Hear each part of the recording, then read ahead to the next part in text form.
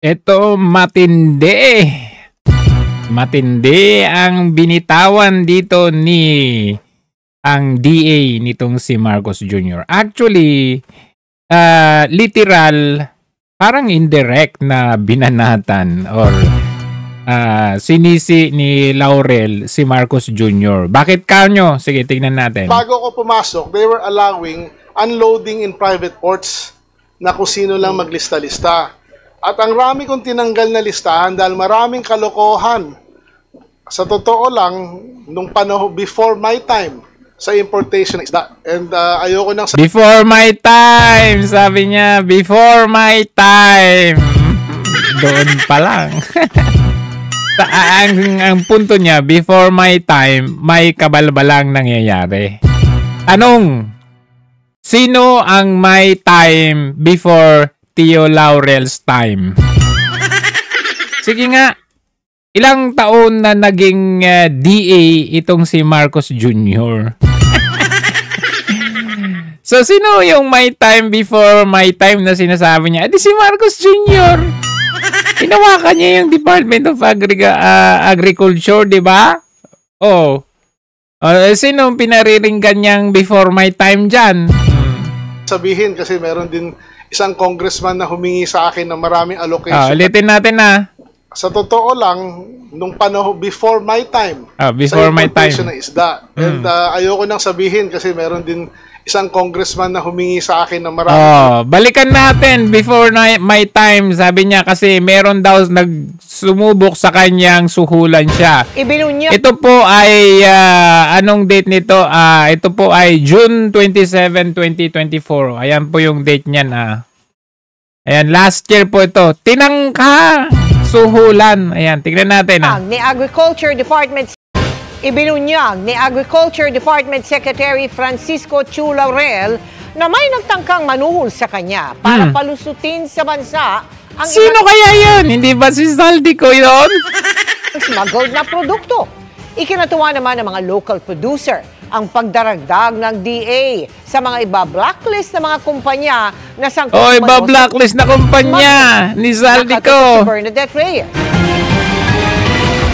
Last year to Mismong kalihim ng Department of Agriculture ang sinubukang suhulan para palusutin ang mga smuggled na produkto. Hindi tinukoy ng diretsyon ni Secretary Francisco Chu Laurel Jr. kung sino ang nanuhol. Pero nangyari daw yan ng mabiso sa isang condemnation facility ang paglilipat sa truck ng mga produktong dapat ay sisirain na. Balak daw kasi itong ibenta muli. Ang suhol, tinanggihan ng kalihim. Sinuhulan ako ng initially 250,000 per container. 20. Tapos umakyat ng 1 million per container. Wow! Sinuhulan namin lahat. Wow! Sino kaya yan? Ngayon balikan natin si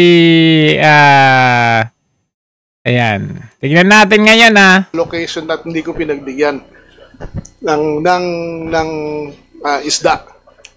At ang pangalan nun Zaldico. Tingnan niyo, pagmasdan ninyo yung reaction ni Ridon. Kasi nung House hearing nung flood control, 'di ba? Halos ayaw nilang banggitin si Zaldico at halos ayaw ni Ridon na i-invite itong si Zaldico. As you can see dito, nag-away pa nga sila. Tingnan nyo. Dito nun. Thank you, Congressman Chanco, then Congresswoman. Mr. Chair, yun na nga ang problema, no? Nung unang ginawa to, I was against it. How can we investigate ourselves? That is the primary question. So kung isang congressman, sabi nyo kanina, kahit sino masagasaan, wala tayong sasantuhin, kahit congressman, kahit senador. Walang sasantuhin. Yan din ang sinabi ni Marcos Jr. Ano sabi niya? Well, there's only one way to do it, isn't it? They will not be spared. Wow! They will not be spared! Anybody will say, wala. Pero hindi talaga siya ma-invite. Ngayon, nasa Amerika. Congressman, hindi pa pwedeng maging resource person at hindi natin pwedeng pa-testify under oath di ibig sabihin sa usapang to, exempted ang congressman. Exempted sila. So, paano tayo mag-iimbestiga? Paano tayo? Number 1. Number 2, Mr. Chair, here is the USB. Sinasabi, paano nagkaroon ng insert? Ayan, ang USB na yan, ayaw ng House ilabas, kaya dinala ni Chanco sa Senado. At kagulat-gulat ang daming mga insertions itong si Zaldico.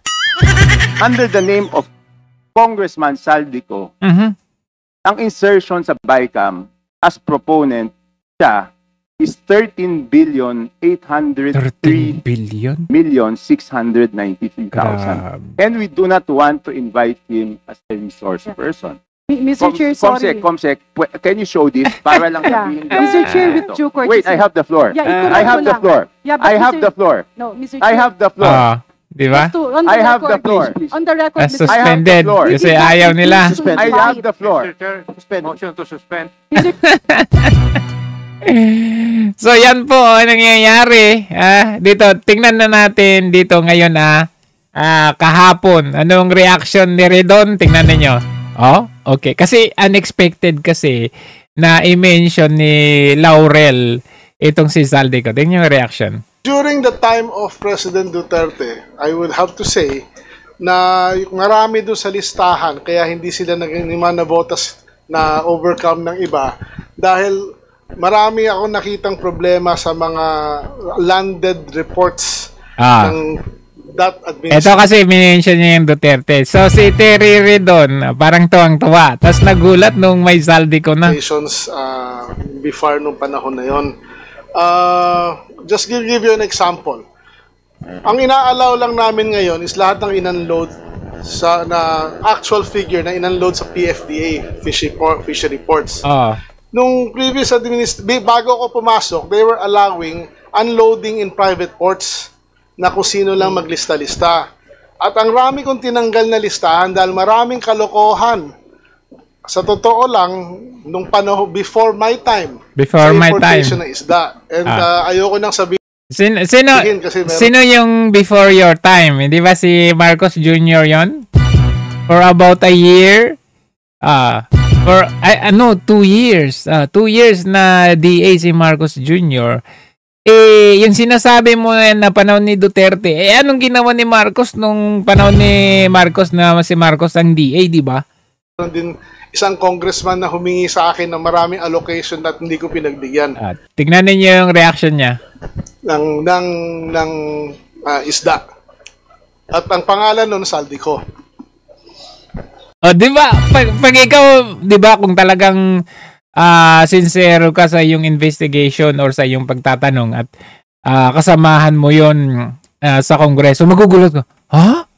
Talaga? Diba? Pero sa kanya parang parang okay, parang hindi niya parang nag-unload pa yung isip niya. Alright. Kasi gulat siya eh. Hindi siya prepared dun sa pag-mention sa pangalan. So sabi niya, alright.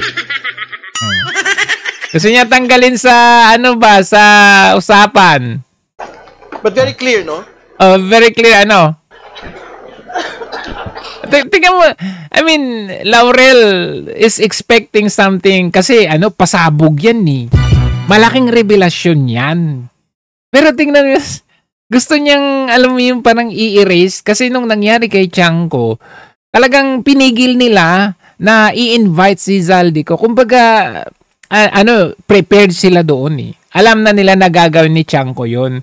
Pero who would have thought, mag-expect na itong si Laurel, pangangalanan niya yung Zaldico. Come to think of it, kaya caught off guard itong si Terry Redon. Gusto niyang, paano ko kaya lulusutan ito? Parang gano'n ang sabi niya. Na-mention yung Zaldico, yung aming puon. Tingnan mo that smirk. That smirk. Okay, kakokey. So pag-usapan ho natin. Wala na siyang masabi. Many times have yung po nga TPJ. Bakit TPJ? Si Zaldico pinag-usapan. Actually, been able to import, that they were the top importers? I don't have the figures, Mr. Chair, but palagi sila nasa top kasi they have the biggest, one of the biggest volumes, Mr. Chair. Oo, sabi niya, di ba, Zaldico mention niya. Anong sabi niya? Okay. Sige, pag-usapan natin yung TPJ. Bakit hindi Zaldico pag-usapan natin? Alright. Alright.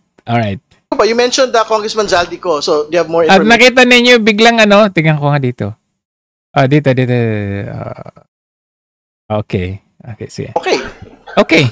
So pag-usapan ho natin, how many times have yung pong TPJ?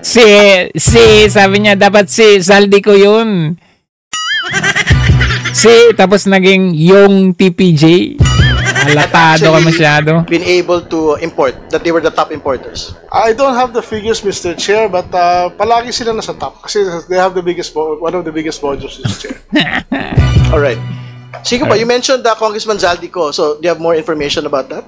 Well, I only have personal knowledge on the 3 companies he wanted me to give allocation. Nako. Kahit na may formula na kami. Nako. Hindi ako pumayag magbigay ng kahit isang container sa kanya.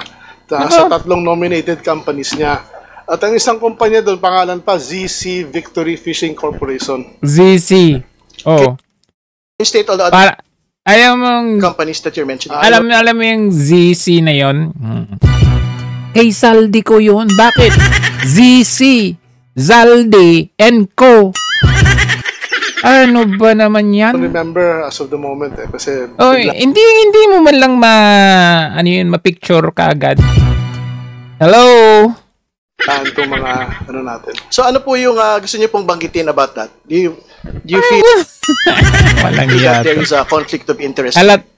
Siyempre, halatado ka talaga. Ang sinasabi ko lang, we were being forced at that time to give him 3,000 containers of fish, which I did not agree. Well, very important that you mentioned being forced. No? What do you mean by being forced, actually? Well, pinipilit na kami mag-issue ng import permit while we already have a formula. No, which dapat yan yung inimbestigahan na ngayon na. Formula na lumabas, and it is very clear na bombshell to. Mas malakas pa sa Hiroshima, nuclear bomb. Sa scientifically, the data speaks for itself. At kaya kong tindigan to. Kaya niyang tindigan pala.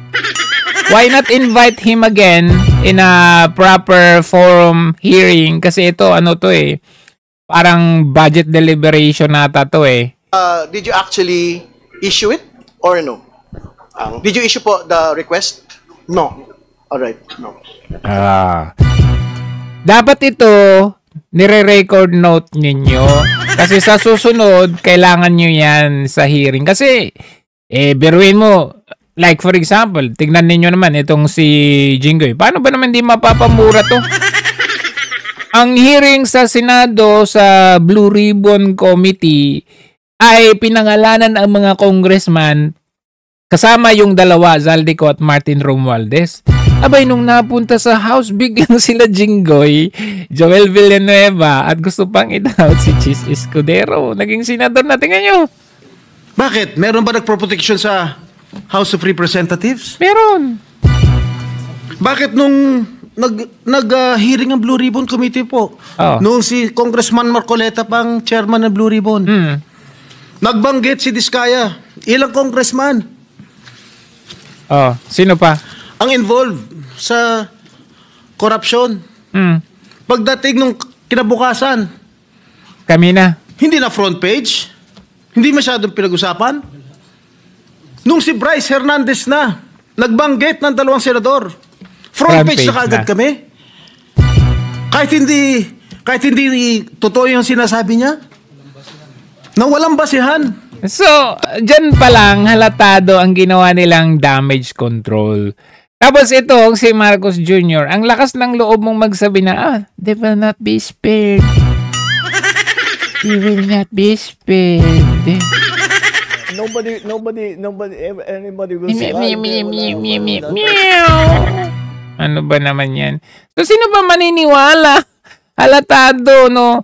Ito si Tio Laurel, Ito si Tio Laurel, DA ni Marcos Jr.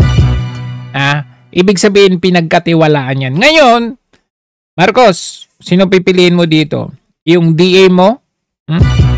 Na merong may palaisda, may fishing business tong si Laurel eh.